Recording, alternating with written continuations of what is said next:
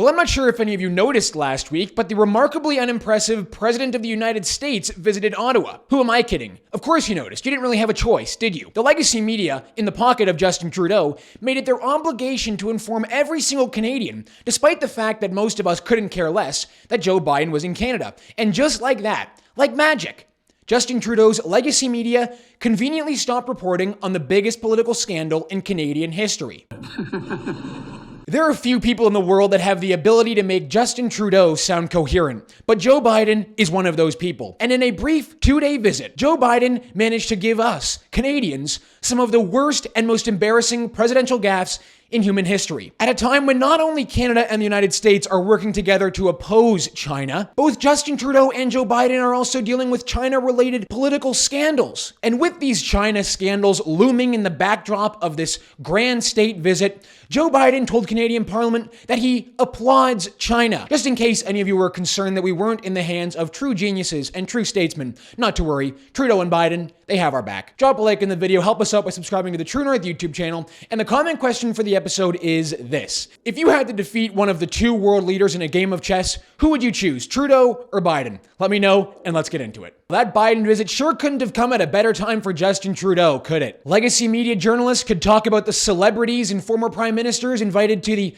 Thursday night gala dinner. They could talk about the curling trip that Sophie Trudeau and Dr. Jill Biden took. They could talk about basically anything else other than the one thing that Justin Trudeau didn't want them to talk about, the Chinese election interference scandal. The day before Joe Biden touched down in Ottawa with his 75-car gas-guzzling motorcade to preach to the world and preach to the Canadian Parliament about climate change, Global News dropped a bombshell report alleging that one of Trudeau's MPs, Han Dong, had allegedly advised Chinese consular staff against the release of the two Michaels. We all know Justin Trudeau likes to play the role of hypocrite when he talks about climate change. That's why he takes his private jet around the world to preach to everyone else about how much Canada is doing to save the climate. But there is simply no one that can match the hypocrisy of Joe Biden when it comes to climate preaching. Only a man who truly cares about the climate would show up in Ottawa with a motorcade like this.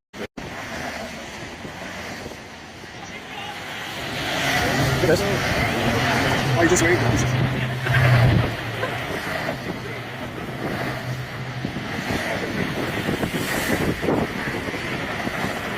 But with the China scandal, the biggest political scandal in Canadian history, looming over Canadian Parliament, along with Joe Biden dealing with his own China scandal involving his son Hunter Biden, Joe Biden said this to Canadian Parliament. So today, I applaud China for stepping up. I applaud Canada.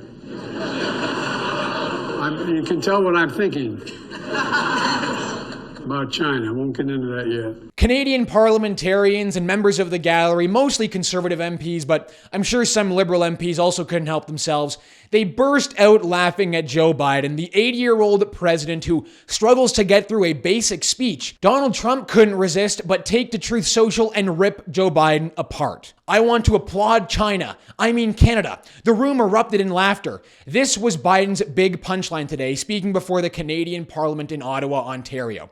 Just a disaster. We are a nation in decline. Mistakes like this, a really big one in Canada's Parliament, are just not allowed to happen. We are a laughingstock all over the world. Yeah, well, so is Canada, so we're in the same boat when it comes to that. But the gaffes and embarrassing moments for Joe Biden on this train wreck visit to Canada just didn't stop there. When Joe Biden was introduced to Pierre Poilievre, Poilievre introduced himself very professionally, I might add, as the leader of His Majesty's loyal opposition, and that in Canada, opposition is seen as an act of loyalty. To which Joe Biden responded this way. Mr. President Pierre Poilievre, leader of His Majesty's loyal opposition. Loyal opposition. Absolutely. We believe that opposition is an act of loyalty in our system. We do too, unfortunately. Now that clip went instantly viral on Twitter. There are tens of thousands of comments from Canadians and Americans, people who are just astonished that Joe Biden would be so disappointed that opposition is seen as an act of loyalty. Another lefty that hates accountability in government. Yes, unfortunately, all too common for Canadians. This is so fitting. The difference between a conservative and a left-wing extremist summed up in a single exchange. Biden doesn't know yet that he actually said that part out loud. Yeah, that actually might explain a lot of Biden's gaffes. Now, this next gaffe from Biden, this one is quite common with old Joe. You see, Biden will read anything that you put on his cue card, anything that you put on the teleprompter, even if he's not supposed to read it out loud. Just like Ron Burgundy. For the last time, anything you put on that prompter, Burgundy will read. Now, one of Biden's aides, who surely knew this was going to happen, told Biden to emphasize one of the words in his canned statement to a question about Syrian airstrikes. Problem was, Joe Biden read the word emphasis.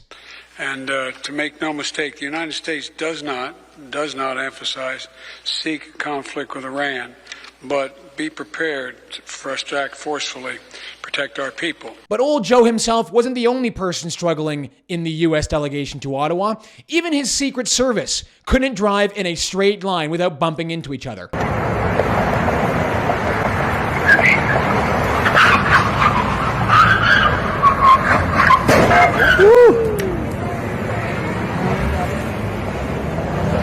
Even Dr. Jill Biden, had to get in on the gaffes herself. When she was out visiting a curling rink with Sophie Trudeau, Joe Biden asked the curlers why they weren't wearing any skates.